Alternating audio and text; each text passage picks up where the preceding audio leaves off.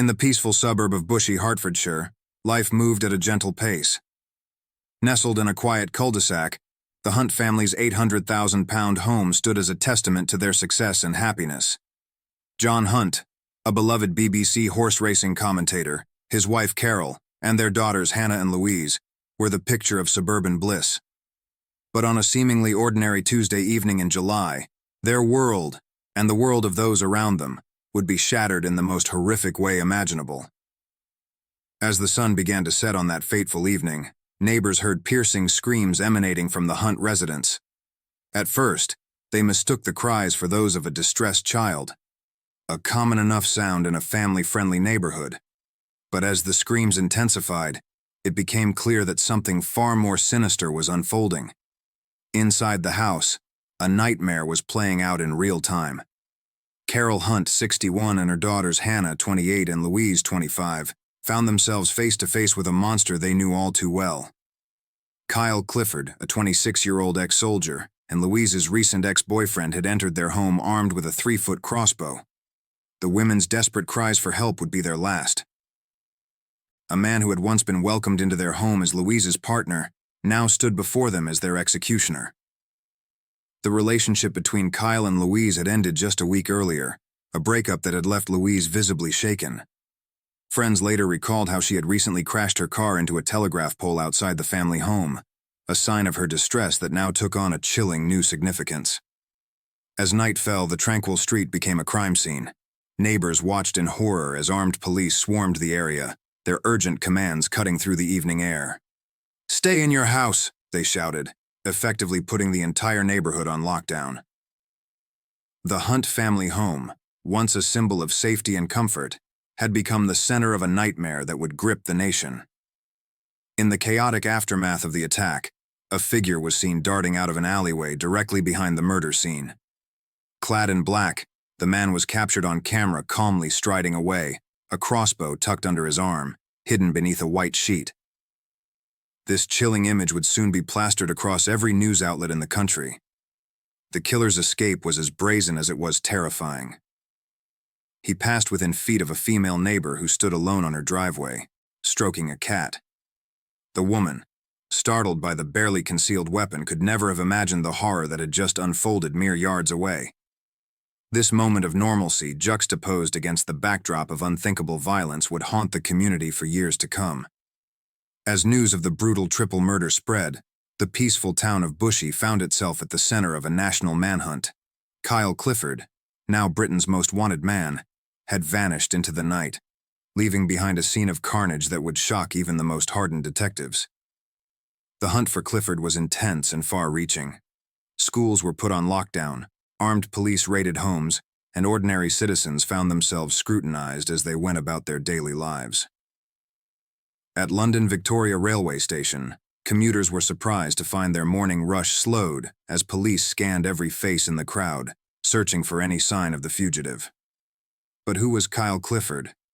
As details of his life emerged, a picture formed of a troubled young man with a dark family legacy.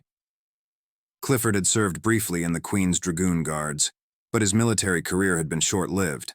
He had failed to impress his superiors and dropped out, leaving behind the structure and discipline of army life. More disturbingly, it emerged that violence ran in the Clifford family. Kyle's older brother, Bradley, was already serving a life sentence for murder. 6 years earlier, Bradley Clifford had been convicted of mowing down 2 teenagers on a moped in a fit of rage, beating one of them to death as he lay injured on the ground. The parallels between the brothers' crimes, both born of anger, both resulting in senseless death, were impossible to ignore. As the manhunt intensified, the focus shifted to Clifford's hometown of Enfield, North London, some 14 miles from the crime scene. Armed officers descended on the area, raiding homes and questioning residents. The community was on edge, with one mother describing the surreal scene. They had cordoned off the road and were ushering people away from the house they were going into. They had the full protective gear on, guns, shields, and helmets, the kind you'd expect to see in riots. For 24 tense hours, the nation held its breath. Where was Kyle Clifford? What other horrors might he be capable of? The discovery of his abandoned car only heightened the sense of urgency.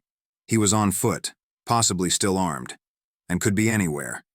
Then, in a dramatic turn of events, the focus of the search suddenly shifted.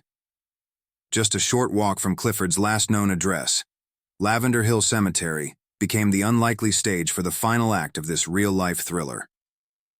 As afternoon turned to evening, armed police and paramedics were seen rushing into the cemetery grounds. Eyewitnesses described a scene of intense activity. Ray Cresswell, a 26-year-old local who captured the commotion on film, recounted, "I saw about 10 officers coming in. I was quite worried because they were armed and there were dogs with them. I asked them if they wanted me to leave, but they said it was fine to stay. They started checking the area, so I left shortly after and came back to see all these vehicles." For those watching events unfold, the irony was inescapable. A man who had brought death to a family home would meet his fate in a place dedicated to eternal rest. As helicopters hovered overhead and an air ambulance landed within the cemetery grounds, the net finally closed around Kyle Clifford. When he was finally apprehended, Clifford was found with self-inflicted injuries, believed to have been caused by his own crossbow. The man who had unleashed such violence on others had turned his weapon on himself in a final desperate act. As he was stretchered from the scene and rushed to Royal London Hospital, a collective sigh of relief swept through the community.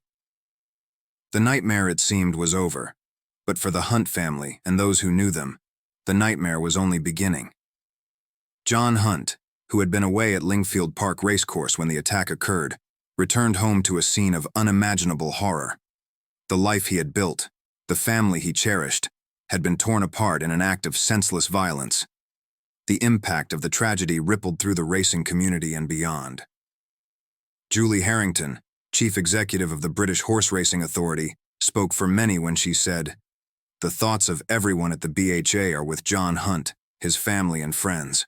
It is impossible to comprehend the horror that has been inflicted upon them by this dreadful event." As the community struggled to come to terms with what had happened, stories of the Hunt family's kindness and warmth began to emerge. Carol was remembered as a quiet, polite lady who was often at home. Louise had run a successful dog grooming business from the house, beloved by local pet owners. Hannah, who worked as a beautician, was described as always having a smile, hard-working and gentle. Neighbor Glyn Nicholas, 77, shared his memories of the family. "They were all very nice, a private family. They all did their own things. Louise started a business a couple of years ago, and it was a thriving business. We all took our dogs there to be groomed. A very close-knit family, and they used to love the street." As flowers began to pile up outside the Hunt family home, the community grappled with the senselessness of the crime. How could someone known to the family, someone who had been in a relationship with Louise, commit such a horrific act? The question of what drives a person to such extreme violence loomed large in everyone's minds. The tragedy served as a stark reminder of the darkness that can lurk behind familiar faces. It challenged the notion of safety in our homes and communities, forcing people to confront the uncomfortable truth that danger can come from where we least expect it. In the days and weeks that followed, as Kyle Clifford recovered in hospital under police guard, investigators worked tirelessly to piece together the events leading up to the murders. The level of premeditation involved, the crossbow, the timing of the attack, pointed to a deeply disturbed individual who had carefully planned his actions. For the people of Bushey, and indeed for the nation as a whole, the Hunt family murders served as a chilling wake-up call. It highlighted the often hidden issue of domestic violence and the potential for seemingly ordinary relationships to turn deadly. It raised questions about how society deals with troubled individuals, and whether more could be done to prevent such tragedies. As the legal process began and Kyle Clifford faced justice for his crimes, the community was left to heal and reflect. The quiet cul-de-sac in Bushey would never be the same. The tragedy had forever altered the landscape of the neighborhood, leaving an indelible mark on all who lived there. In the end, the story of the Hunt family and Kyle Clifford is more than just a tale of crime and punishment. It's a stark reminder of the fragility of life, the complexity of human relationships, and the thin line that separates ordinary life from unthinkable horror. It serves as a somber warning that we can never truly know the depths of another person's mind, and that vigilance and awareness are crucial in our increasingly unpredictable world. As Bushey, and indeed the nation, continues to grapple with the aftermath of this tragedy, One thing remains clear.